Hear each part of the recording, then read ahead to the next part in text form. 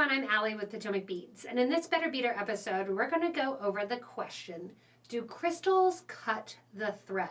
There's been multiple projects and multiple comments and multiple questions from people all over the spectrum working with tons of different threads to see whether or not different crystals will actually cause the thread to break.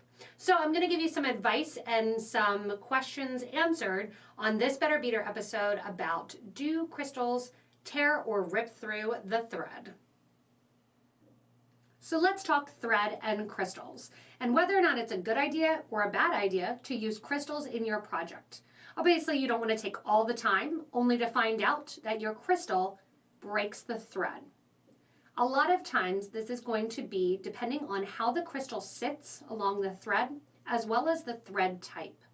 So there's a couple of things to keep in mind. Let's start with the thread type. If you're using a non-thermally bonded thread, like a NYMO thread or a KO thread or a henna thread, without using a wax or a conditioner, it's going to allow your thread to unravel and untangle, which is going to give it more of a chance of breaking. It becomes less break resistant because each individual strand is exposed.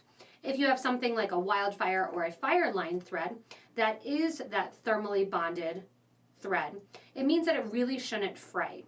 This is going to help to make it a little bit stiffer to hold up along the side of the crystals. I personally don't have a ton of issues with thread snapping with crystals, but that's not to say that I haven't had it happen. Generally speaking, if I've had it happen and I am using a thermally bonded thread, it's because there's a chip or a crack in the crystal that I may not notice. Some crystals just tend to be a little bit sharper than others. I've noticed this especially with bicones across the table. Whether or not you're purchasing Swarovski bicones or Potomac bicones or Preciosa bicones or kind of imitation glass bicones, they seem to be a little bit sharper around the edges. I think it happens during the faceting process along the edge. Now, when you're looking at crystals, the other thing that really is the biggest factor is how the thread is sitting on your crystal. If you have a nice big crystal and you have the thread sitting next to it, chances are you're not going to have the thread and a ton of it exposed. If you have a smaller crystal, you might have a fair amount of thread exposed along the side of this bead. I've noticed it with some different designs, especially in a Cellini spiral, that if you try to progress too much and have too much thread tension next to your crystal, that's when it seems that it happens. The reason is, if I can use my oval nugget here as an example, if I'm putting thread through the oval and I immediately am bringing my thread down along the side of the piece rather than through the middle of the piece, my thread is going to rub up against the side of the piece. So say I take this piece of thread here, I put it through my crystal, and I have the thread. If I'm pulling the thread back on the design, it's going to obviously rub along the sides of the crystal. The sides of the hole of the crystal are where you will notice the most chips and the most sharp edges. It's just how it's produced and a factor of production. That sharp edge along the side is what cuts the thread. A better idea is to place a small seed bead, whether or not that's a 15-0 next to 2mm beads or an 8-0 like I have here next to the oval. If you have to pull tension then and pull the piece and the thread back near itself, chances are the most tension is going to be next to the small bead that it sits across from. So the tension now gets removed from rubbing right along the piece to more of the tension along the thread rubbing along the side and the interior of the bead rather than the crystal.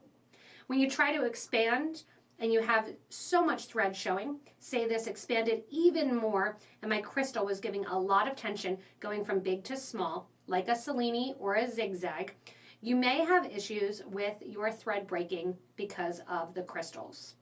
Again, I tend not to have this happen. I try to really pay attention to the type of thread that I'm using, to the type of bead that I'm using, and to how this bead is sitting along the design. I really have it happen very little to me.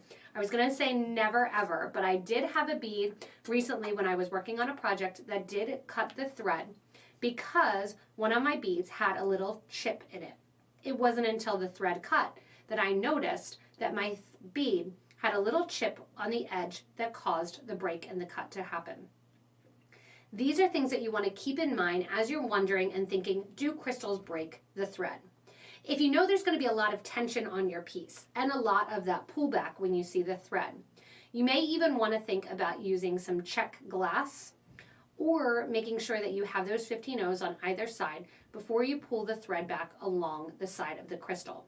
That thread pulling back along that outer edge, rubbing and rubbing and rubbing and rubbing on the side of glass, because our Swarovski, Preciosa, Potomacs are all going to be glass. We went over that in another Better Beader episode.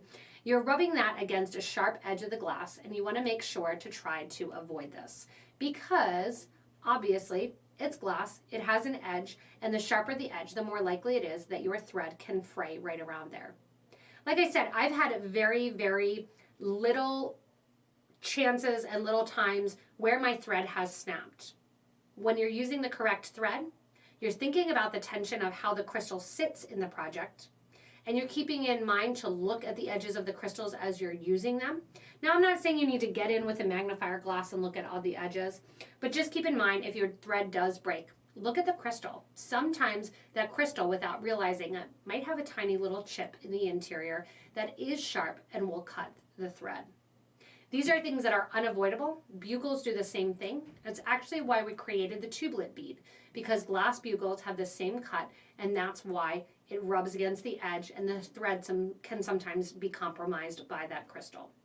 Yes, the crystals are glass. Yes, the side of the crystal can make the thread break.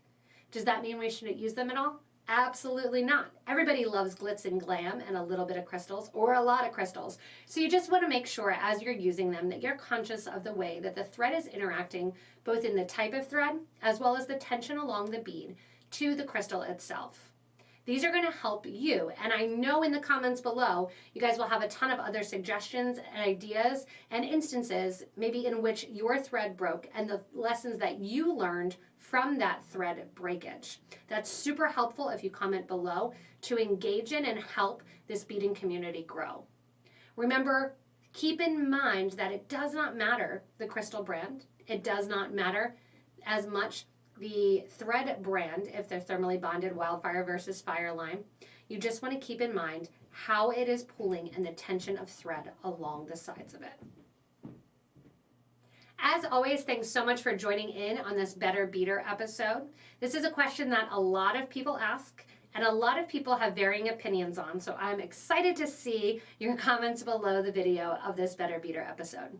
Remember, these episodes are made to help educate you and make you more informed in your craft.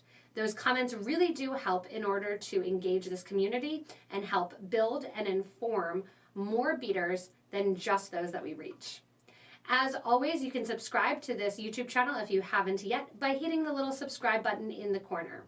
You can also post all your beautiful crystal designs in our Facebook group for beading and jewelry making. As always, thanks for watching, and hopefully this episode helped a little bit to make you a better beader.